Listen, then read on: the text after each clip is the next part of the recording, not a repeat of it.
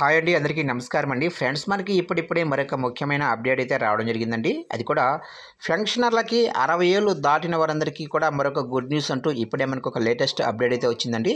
అయితే ఇందుకు సంబంధించిన పూర్తి వివరాలు అయితే మన వీడియోలో తెలుసుకుందామండి. వీడియో మాత్రం ఎక్కడా స్కిప్ చేయకుండా చూడండి ఫ్రెండ్స్, అప్పుడే మనకి పూర్తి సమాచారం అయితే తెలుస్తుంది. ఇక లేట్ చేయకుండా వివరాల్లోకి వెళ్ళిపోదాము. ఫ్రెండ్స్, నాకు ఒక చిన్న రిక్వెస్ట్ ఫ్రెండ్స్, వీడియో అయితే చాలా మంది చూస్తున్నారు కానీ సబ్స్క్రైబ్ అయితే చేసుకోవడం మర్చిపోతున్నారండి. సబ్స్క్రైబ్ అయితే చేసుకోండి, ఎందుకంటే గవర్నమెంట్కి సంబంధించి ఎటువంటి ముఖ్యమైన అప్డేట్ వచ్చినా వెంటనే మీకు తెలియజేస్తూ ఉంటాను. ఇక లేట్ చేయకుండా వివరాల్లోకి వెళ్ళిపోదాము. ఇక నేషనల్ పెన్షన్ సిస్టము ఎన్పిసిగా ప్రసిద్ధి చెందింది. ఇది ప్రభుత్వ పథకం.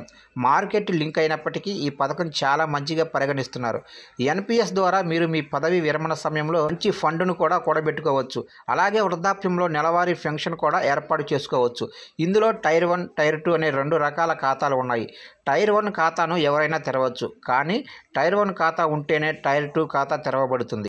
ఇక 60 ఏళ్ళు నిండిన తర్వాత ఎన్పిఎస్లో పెట్టుబడి పెట్టిన మొత్తంలో 60% మొత్తాన్ని ఒకేసారి తీసుకోవచ్చు. అయితే కనీసం 40% మొత్తాన్ని యానిటీగా ఉపయోగించాలి. ఈ యానిటీ నుండి మీరు పెన్షన్ పొందుతారు. మీరు కూడా ఎన్పిఎస్లో పెట్టుబడి పెట్టాలని ఆలోచిస్తున్నట్లయితే 50,000 కంటే ఎక్కువ పెన్షన్ పొందడానికి మీరు ప్రతి నెల ఈ పథకంలో ఎంత పెట్టుబడి పెట్టాలో తెలుసుకోండి. ఇక మీరు 35 సంవత్సరాల వయసులో ఎన్పిఎస్లో పెట్టుబడి పెట్టడం ప్రారంభించాలని అనుకుందాము. అప్పుడు మీరు 60 సంవత్సరాల పాటు నిరంతరంగా స్కీములో పెట్టుబడి పెట్టాలి అంటే మీరు 25 సంవత్సరాల పాటు పథకంలో పెట్టుబడి పెట్టాలి.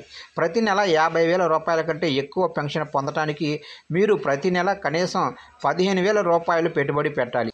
ఎన్పిఎస్ క్యాలిక్యులేటర్ ప్రకారం మీరు ప్రతి నెల 15,000 రూపాయలను 25 సంవత్సరాల పాటు నిరంతరంగా పెట్టుబడి పెట్టినట్లయితే మీ మొత్తం పెట్టుబడి 45 లక్షలు అవుతుంది. కానీ 10% చొప్పున దీనిపై వడ్డీ 1,55,68,356 అవుతుంది.